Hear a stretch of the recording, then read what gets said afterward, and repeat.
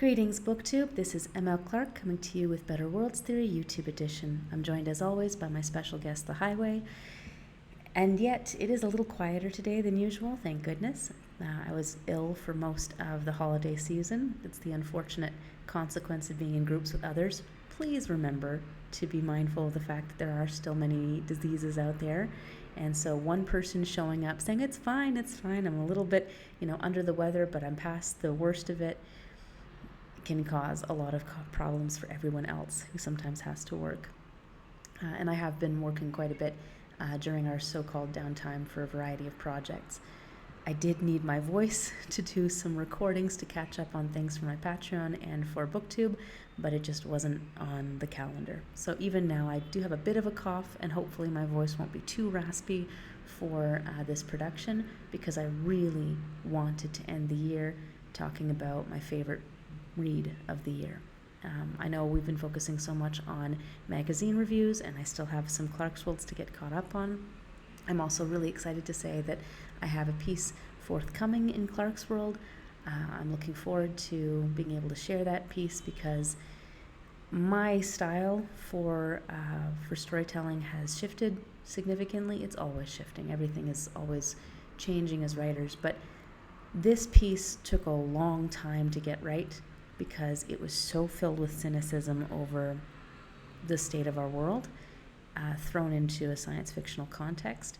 And it was really hard to figure out the vocabulary that worked for a story of that type. It's a first contact story, where first contact definitely goes wrong for a number of reasons. One, the aliens that we are quote unquote meeting are dead, so we're encountering a world filled with their remains. To some extent, we're not fully sure what kind of purpose that space serves. But on top of that, the sheer stupidity of a lot of human endeavor gets in the way of being able to truly appreciate the awe of the moment. And it's not played as satire. It's played in a moment of frustration, because so much corporate endeavor and superficial franchise culture, a lot of hucksterism when it comes to religiosity as well, all come to bear on what's supposed to be this awe-inspiring moment, a kind of first contact with another sentient species. And I was filled with cynicism when I wrote it, so much so that it took a while to get that vocabulary right, but it was an important piece for me to be able to complete, and I was thankful to have a home for it, so hopefully I'll be able to share it with you soon. It's a little bit like another piece that I was thankful to sell to Clarkesworld a few years back, which dealt with animality in space, with people bringing pets onto future stations and imagining, again, the superficiality of human beings, where our desire to have our pets with us or other animals with us in this very complicated terrain would lead to some complicated problems. And there too, a little bit of cynicism came through around the fact that human beings sometimes are more interested in their trend cycles than what is appropriate, what is respectful, what is safe and responsible for animals in our care. So that was another piece, moving toward that mode of a little bit more cynicism around our capacity as a species to be as mature as we are supposed to be as we expand our horizons, if we can expand our horizons to space travel in any meaningful way. So I hope that the piece that comes out in Clarkesworld soon will resonate with readers, and I'll talk more about that later. But leading up to it, I wanted to talk about a book that did all of this right. It is so good. I will be really sad if this book doesn't get proper accolades, and yet I understand it didn't get as much buzz as it maybe should have. Some people considered it a challenging read. It is demanding, I will say. There's a lot to it, but it is high-level science fiction of just top-tier quality. It is wonderful on so many levels. It is packed. The author themselves has said, Seth Dickinson, that Exordia was originally going to be produced as a series of novellas, and you can feel that in the way this book was put together. But some of the most iconic fiction in science fiction It's essentially a fix-up novel from novellas. So it's a fine tradition that Dickinson is associated with here, and I think it just means you have to sit with the work a little bit longer. This is work on the level of Peter Watts, Neil Stevenson, some work by quite a few folks from a sort of golden age in the early 2000s who confidently melded philosophy and science and mathematics. It is wonderful. And on top of that, Seth Dickinson, they have a wonderful eye and ear for the cadence of a lot of military jargon without, really importantly, fetishizing it. You can find a variety of military science fiction that is all about just the love of the machines, whereas here it is more a very clear, crisp, wonderfully action-oriented prose filled with details that give it a strong sense of verisimilitude. You understand this is a person who knows what they're talking about without going too far into the side of fetishizing and coveting all of the violence that can come with it. So a healthy respect for the materiality of warfare without veering into that other side is a rare gift, and Seth Dickinson has it in their work. So some of you might know the name Seth Dickinson. The Barrow Cormorant trilogy was very much beloved, highly challenging work, but also one that engaged with high-level themes, exploring imperialism, colonialism, and so forth. This is a science fiction outing that starts on a fairly unassuming level. It is a piece that begins pretty much on the everyday level of a person in the United States, even though the character is an expat from another place. They are, and that's an odd word for me to be using in that context. We usually use the word expat for someone from the West who's moved to another space. I do not like using the word expat, by the way, for myself. I am an immigrant to another country, and I dislike the power dynamic that comes with the use of the word expat in general. But it must have stuck in my head because it's been used in some reviews of the piece. Anna Sinjari is from Kurdistan, and their experience as a person displaced from war is a little bit unusual, which is a key element of the work. But they're living in New York City, which means that the book begins on a fairly quotidian level with, boyfriend issues, dead-end jobs, kind of adrift in a limbo that's quite common to a lot of people. So this is an excellent entry point. And the work could have stayed on this level. It begins with an encounter with an alien being that only Anna can see in a walk in Central Park, and that's Srin is the name. And Srin is deeply alien. One of the things that this work does exceptionally well is by having a species that manages to be familiar in some ways to us, enough that we can access it, while having a rich culture, fully developed notions of ideology, of perception of the universe. We'll get into some of the explanations there.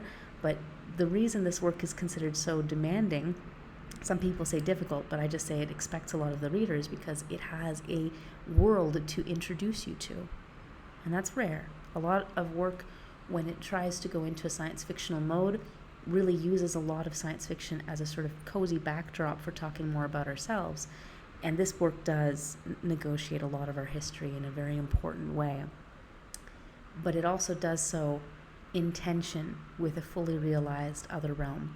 And that's a gift. That's rare, and it's wonderful when it's done effectively. So Anna meets Srin and ends up helping Srin, and it could have stayed on that level of being a very small piece focused on the interactions between these two people, but it doesn't. Srin needs help. Srin needs help with something that is going to expand over the course of this work, deepening in levels of moral complexity, because at the core of this piece is a question of moral culpability. And it comes through an interesting premise that our soul exists.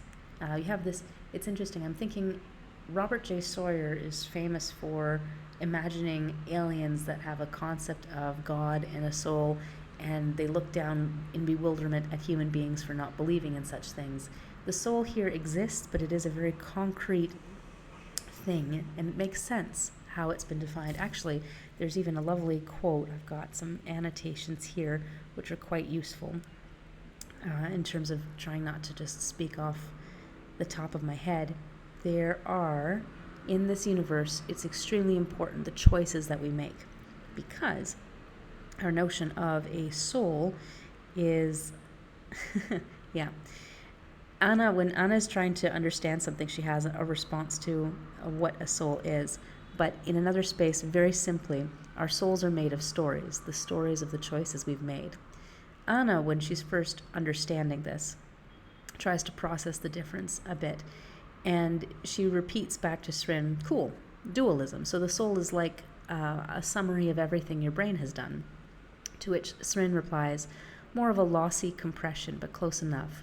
The soul is an image of the choices you've made and the reasons you've made them. Because stories describe how to make choices, stories express the soul, and the soul is made of stories.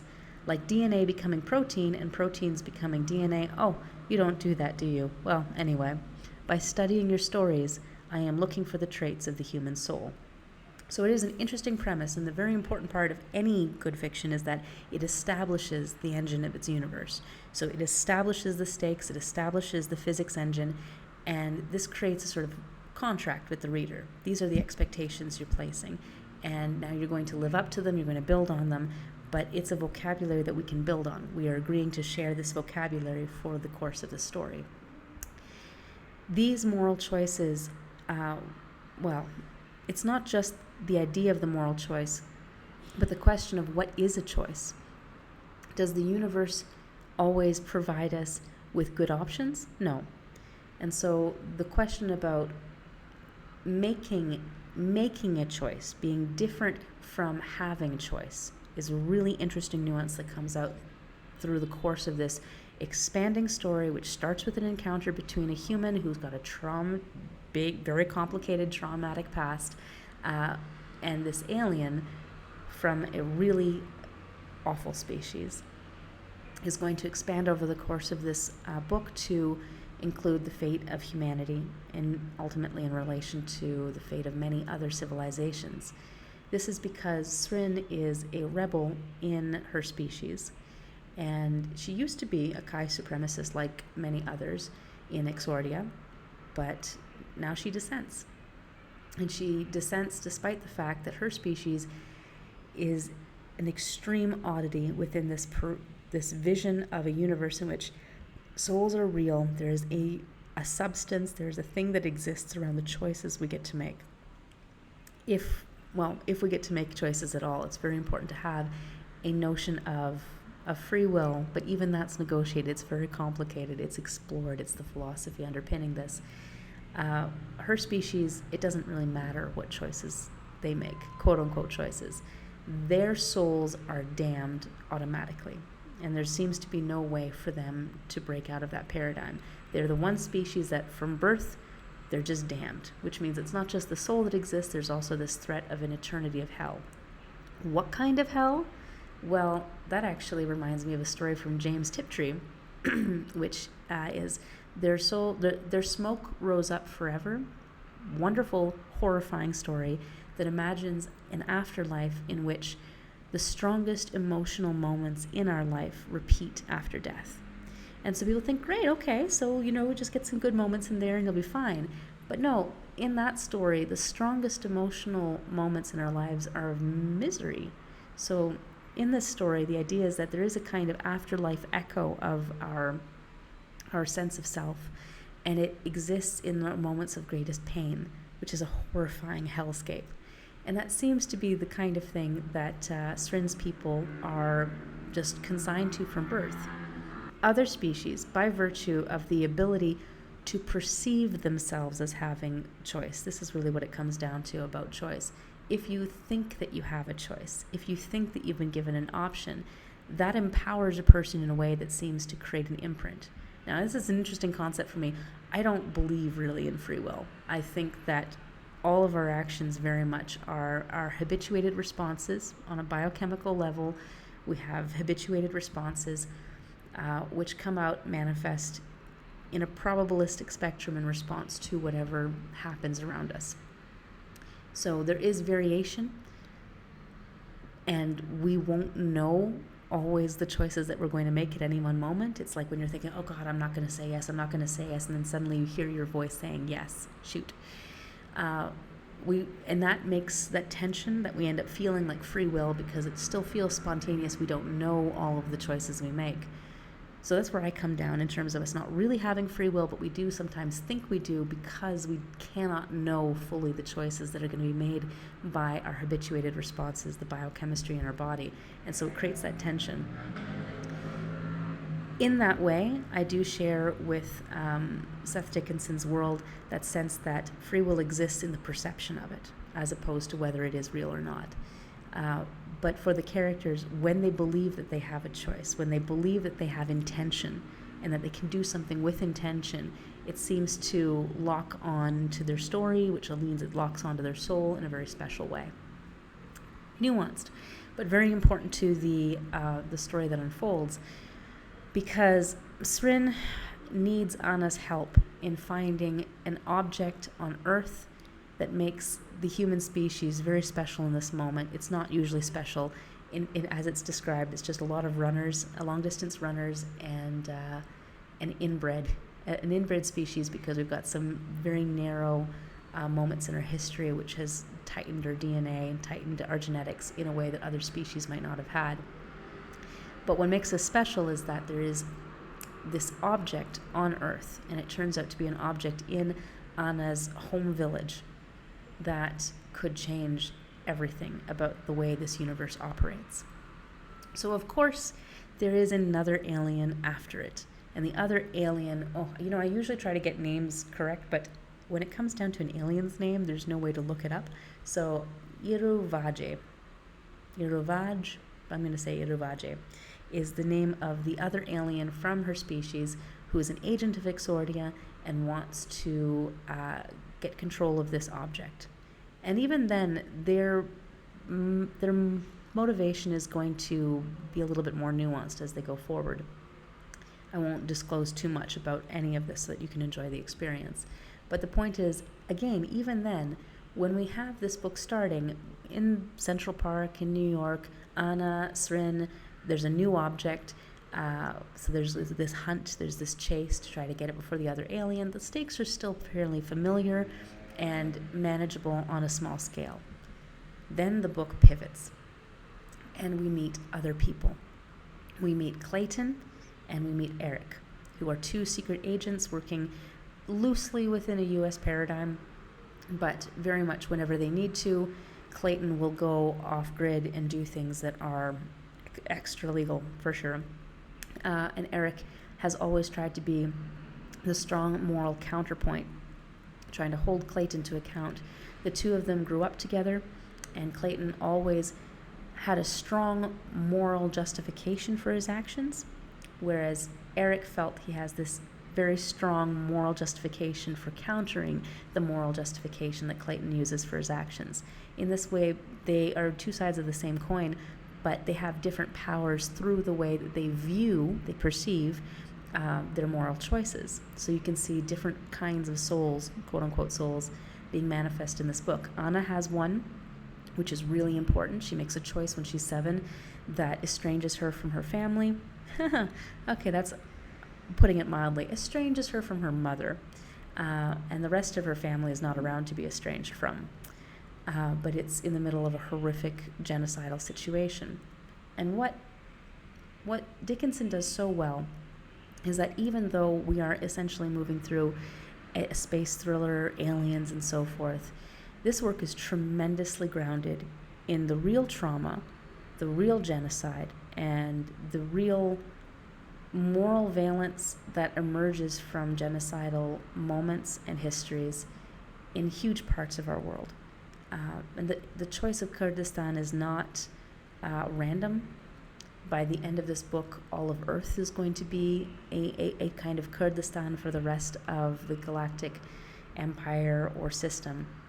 And that really matters, because it means that what happens in quote-unquote remote parts of our world to our sense of things in the West can easily, obviously, happen to the whole of us, It's just pure arrogance to think that the moral choices made in other cultures and other moments, especially in cultures that have almost been erased because of those moral choices, don't matter. Of course they do.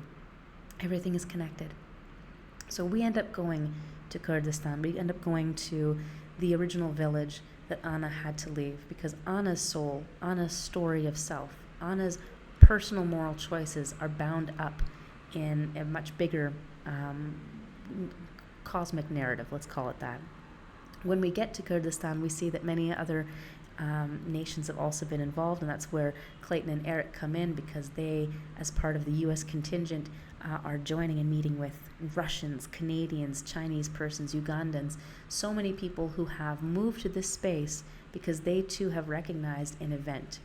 When Anna and Srin connect, they awaken the object, and that's when the chase comes on. But the chase is not just national, even though many nations at first think it's just national. It is something larger than all of them, and it's going to bring horrific warships, essentially, to Earth. Srin's adversary is going to wipe out a lot of our communications, put the world in global blackout, and that's just going to be the beginning of the peril. So each character that we meet has their own moral valence, shaped by their own choices, their own perception of the universe. We have another one we're going to meet, Davoud Qasemi. He's an Iranian fighter pilot, and he has a spiritual approach to the aliens, which draws from a lot of Persian mythology. Really interesting stories, which definitely I should talk about sometime, because they have an interesting archetypal framework in terms of blending it with some of the things we know in the West or are more familiar with. Here, that spiritualism also changes the soul stuff of that character and changes how they approach things. One other thing that Dickinson does really well with many of the other characters we meet, Chaya and Lee, and a variety of, well, they're considered secondary characters, but they are very important to the plot in their own way, and they each have their own perception of moral choice, which is really important to those final conflicts, is that they're not solo representatives of their part of the world.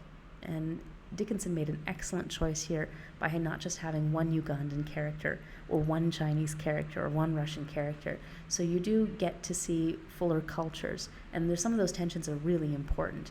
In our Ugandan character, we do have somebody who, within the context of Uganda right now, would suffer tremendously at home, being a lesbian character. There's also a Ugandan that fits a little bit more into the traditional paradigms.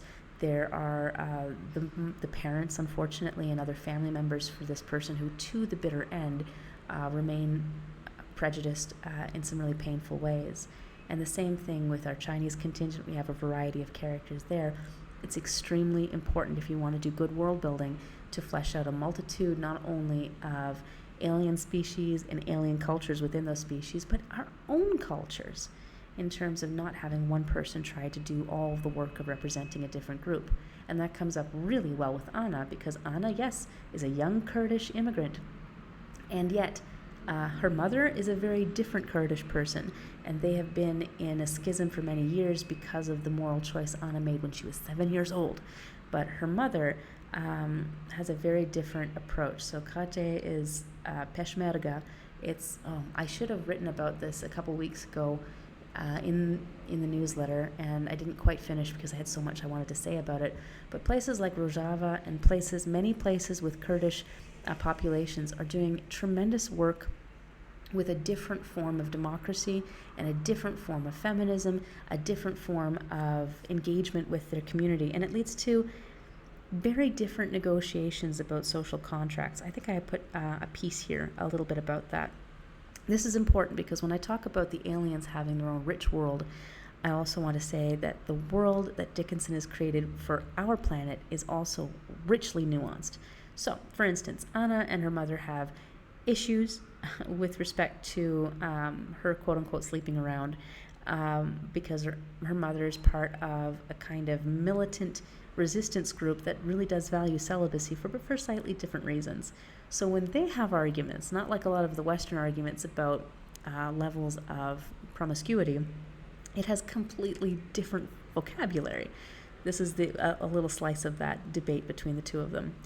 Western corporate feminism is a failed ideology, Anna's mother insists. It challenges only one of the three oppressions of patriarchy, capitalism, and nationalism. Genealogy, which is the term that's used more for a kind of feminist uplift within the context of a lot of Kurdish collectivist movements and resistance movements, isn't about having the freedom to look nice and buy products. It's about destroying the masculine fascist world-killing ideology of capitalism and replacing it with a green democratic confederalism that centers women as the historical subject. Isn't that right, Arine? And she looks around. Arine? Okay. Not getting any response. She doesn't have any her person to back her up right now. And her daughter, exhausted by this conversation. Okay, Anna says, rolling her eyes, but I'm not a slut, Mom. I didn't say that. I said you put me to shame. And there's a difference between the two, because the idea is the paradigm of just whether you're sleeping around with someone or not is like, no, you're not fulfilling your potential as part of a resistance movement to completely upend the world order and create one that is much more empowering for all. Slightly nuanced conversation. And that's the kind of really rich dialogue that you'll get for some of the world building here, at the same time that we're dealing with the major issues of the moral choices that are being made by the characters and how they will affect not only their own souls and their own fates, but the fate of the planet and the fate of the overall system. So there's a huge scale of things going on. There's also, and again, to give you another example of some of that moral valence, I'm going to give a piece from Eric. As I mentioned, Clayton and Eric, they have a really tense relationship with each other because they have different moral approaches to the world, but they're not alone. They also have a shared love of somebody they grew up with, Rosa Maria, and she is really important. Her moral view of the world is sort of in the backdrop for a lot of the story, but it does inform these two, and it becomes really important near the end as they encounter more about the object. But just an example of that kind of moral righteousness, that valence there. Eric believes that the right man in the right place can save the world. Stanislav Petrov was on watch in the Oko bunker when the Soviet Union's automatic alert system told him America had launched a nuclear missile. He decided not to fire back. 5 more times the bunker told him America had started World War III. Each time Petrov chose not to fire. His comrade in conviction, Vasily Arkhipov, cast the single vote that stopped his submarine from firing a nuclear torpedo and pushing the Cuban Missile Crisis into Holocaust. And speaking of Holocausts, Tsuyoune Sugihara helped thousands of Jews flee the Shoah for no reason except that it was right. His choice alone saved those lives. George Elser, an anonymous and very average German carpenter with a shitty family life, a prejudice against the Roma, and unclear to Eric political motives, nearly killed Hitler and his entire inner circle with a homemade bomb in 1939. If he'd succeeded, the right men, he has to be the right man, the one to stop Clayton Hunt from selling humanity.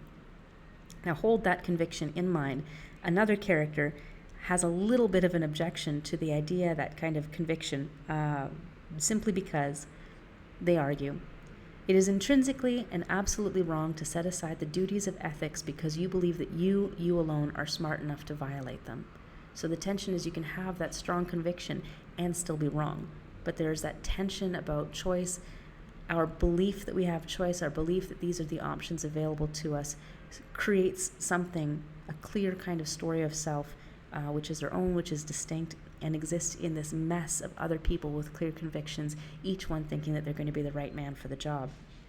And again, one more point to just talk about some of the theoretical components here. Morally righteous decisions are usually smart decisions because they require you to go the extra mile, do your diligence, build trust, consider the people around you, follow the rules which exist for a reason. And hope is usually smart too, because hope allows you to look for long odds reversals when all the smart, safe plays are just going to slow your defeat. So there's so much nuance into some of the bigger philosophy that's built into each of the characters. No one is intrinsically right, but the idea that they believe that they are right is incredibly important to what happens in the universe. So we have a lot of discussion like that. I've got lots of quotes, but I'm not going to use all of them here. I just wanted to highlight the fact that this book is fearless about having those conversations, and it is just as fearless when it comes to talking about a lot of maths and physics for many of the ideas that come out. And again, it's science fiction, so there's a little bit of room for play, but there's confidence and clarity among how many of these mathematic concepts are employed for the science fictional premise. And that takes a really good, confident hand. At the same time, as I mentioned, we have this other world building for the other species, which is just as nuanced. So I'm going to give you one example there. This other species has a notion of 7 passions. When we talk about the things that are going to bond people and shape people's moral stories, there are 7 ways in which it can happen under the views of the Kai, this other species that Srin and, again, Iruvaje are a part of. So I'm just going to list the 7 so you get a sense of how rich the world building is here. Prey jest is the chasing passion, the hunting passion. Prajna is the lonely passion, the need for truth, one star in the dark trying to brighten. Karyatasis is the dream of all disciples, the passion that binds students to their teacher. It happens when one soul changes many, and many change toward the one. Gayashade hurts in the end, and cannot be ended without the hurt. Hesper is the warmth of a need unexpectedly met, generosity from a stranger, love from a friend. It is associated with silence, things said without speaking. Wrath is the passion which stole gravity's strength. Like gravity, it draws things together to clash and leaves scars shaped like the enemy. Serendur is the last and greatest. It is the unbreakable bond which may be trust and may be dependence. It persists whether it is wanted or not. It is like the force which binds corks together, stronger when it is pulled. Each passion, Srin says, is a relationship between souls. Souls are the letters that make up these words. And that's not just fancy gobbledygook, it's really important to the story because, again, our moral choices, our sense of what is right and wrong, is shaped by the bonds we have. So when we feel loyalty to a teacher or to a lover or to an enemy, it's going to shape how we view our notion of what is within our wheelhouse of choice and what just has to be done. Our sense of the ability to do something with intent, to be able to make choices for ourselves, is shaped by this complex moral weave. All of which is to say, this book is just thrilling in its scope. It's truly grounded in the way that it treats its histories of trauma and violence on planet Earth, nuanced in its approach to many cultures. It holds them in tension. It is extremely sharp when it comes to its vocabulary for maths, sciences, military, without fetishizing anything unduly. And it holds in tension a complex array of what exists within our world and what could exist using a lot of alien rhetoric to provide more opportunities to see the world a different way. This is what science fiction should do. This is just a rich, tremendously thought-provoking read. And if some people call it hard, I would just say, try not to rush through it. Just enjoy the journey and the challenge. And there is an intimation in the ending that there's room for a sequel, but I also think that you could enjoy this piece on its own without any further extension of the universe and get a lot out of it, and that would change your praxis. That said, for a final component, I do want to say that this book blew me away to the extent that something happened that happens a lot when I read. There's a lot of great work out there. Sometimes I read something and I think to myself, oh my goodness, this is so good. This is everything I've wanted to say with my own writing and never could say. This is a work that captures everything I wanted to say so well. There's no way that I can possibly achieve this quality of writing, achieve this quality of world building. This is exceptional in a way that just leaves me feeling like all of my work has been a fraud and a failure. And I don't mean that. It's not a competition thing. It's just being humbled by really good work and knowing that your own work just isn't up to snuff on the same level, that you aren't able to achieve the same mastery of all these subjects. This is somebody who knows their stuff. This is somebody who knows what they're doing. The accolades and the should flow in this other author's way because they have done something tremendous, and they have. If anybody else feels that way when they read this work or any other work, I'm going to point to something that made me feel immediately a lot better at the end. I still feel humbled by this. I'm still left at the end of this year feeling, even though I've made sales and I'm always working and improving, I still feel constantly like a failure with my craft. And maybe that's the way it should be in terms of always wanting to improve and do better, and knowing that you've made mistakes, knowing that things are wrong, knowing that you're not perfect and that you screw up. It happens. But here is something really important. the acknowledgements. Seth Dickinson is just such a wonderful human being. So I'm going to read from the acknowledgements just as a reminder of something truly important, which is that we do not do this alone, and we do not achieve our best work without community, without support, and without the ability to reach out and ask for that help. So, acknowledgements, just going to read a couple paragraphs here. This was supposed to be a fun book between installments of the Baru Cormorant series.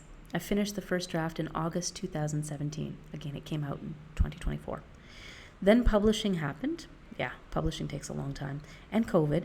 And here I am writing these acknowledgements in early summer 2023. That was enough time for America to betray the Kurds again, deserting our allies in Syria in 2019. In Iraq, Kurdish policies remain bitterly divided between the KDP and the PUK, and support for the PKK has become an issue in Swedish negotiations with Turkey over NATO membership. Even a fun book needs a lot of work. I owe thanks to my expert readers, whether paid or volunteer, who helped me do a better job with characters from Uganda, Kurdistan, Iran, China, the Philippines, and the crossroads inhabited by the whirlwinds, in quotations, that expression, where Rosa Maria lives. Most of my research time went toward the Kurdish characters, and here he lists a series of works that helped specifically, and of course leaned on Murray Bookchin, very important scholar, for looking at some of these alternate ways of being that exist in places like Rojava and in many little Kurdish enclaves, but that the West tends to forget exist because it cannot imagine democracy without itself at the center, and as a result loses out on a lot of really interesting conversations and praxis in the world today that it should be supporting. Fingers crossed that this will change. And I also owe thanks to everyone in the cultural Discord servers I pestered, especially those who stepped up to translate ridiculous things into Farsi, Mexican Spanish, Russian, Chinese, or Sorani Kurdish with little context. All errors and misrepresentations are my own. As President Obama would say, let me be clear, if you find something of yourself in these characters, I am glad. If you find something I have thoroughly fucked up, I'm sorry, because nobody is perfect. And thanks also to the unpaid heroes who helped me with warp field physics, military dialogue and protocol, mathematics and cosmology, nuclear weapon design and effects, and the behavior of tiny black holes. And it just goes on in a really great way. Because you need to do this. You need to acknowledge that the myth of individual genius is tremendously disruptive to our ability to do our best work. None of us knows everything, and all of us will make mistakes. We will screw up, and it will haunt us. Every little mess up, every little mistake, every little term that we didn't get right, or that someone misinterpreted in a way where we think, shoot, I should have known or anticipated that misinterpretation and done a better job in the first place. All of that's going to haunt us and cut us down in the process of trying to do our best work. I read a work like Exordia, and I am thrilled that it exists. I'm also laid low by its existence because it is better than anything I have ever written. And that's a good place to be in as long as you don't stay there. So right now I'm ending the year by letting you know which book was my favorite this year, which one covered the most important topics, was most ambitious, and followed through, really hit all its points. But I do so acknowledging that Dickinson didn't do it on their own. They know that. They're a human being, and they reached out. They asked for help. They got help that they needed for many key components, and that's what we all need to do. So as we go forward, I hope everybody can move towards excellence and continue to work on their craft. I know that I see this work as a reminder that I need to step up. I need to do better. I need to keep working on myself so that I don't make as many mistakes and that I'm more conscientious in everything I do. It's extremely important that we just keep growing. But I'm heartened by the fact that even the people that I consider to have succeeded at this know that they are doing so because they have a context that allows them to succeed. Friends and supporters and experts that they can lean on to help them refine this work, because it's supposed to be a conversation. All of our literature is a conversation with ourselves about ourselves. I think Exordia does that better than most books right now in terms of highlighting how much we are tied into one another and how much our notion of moral choice is shaped by the quality of the relationships we have. So as we end this year, I wish you all the best in finding the relationships that serve you the best, that give you the most opportunity to feel like you can make choices, because we can all make choices. And I hope that we can also build a better weave of choices for all of us, because it's not always going to be the case that the choices we have available to us, the ones we have to choose from, are ones that are at all good. We might be forced to choose between a series of very bad options. And there is still power and agency in doing that and making that choice. But it would be better if we had better options. So let's all move toward that in 2025. And I just want to thank Seth Dickinson for this exceptional work, which does such an excellent job crafting both theory and praxis for others to pick up and carry forward. Have a wonderful rest of your year. Best wishes to you all in 2025. I hope you enjoy the heck of whatever you're reading and writing. If you enjoyed this piece, please, of course, like and subscribe. It helps with algorithms. But if not, go forth and find something you do enjoy. Life is too short. But whatever you find, whatever you do enjoy, support the heck out of what you love. Okay, until next time, see you in 2025.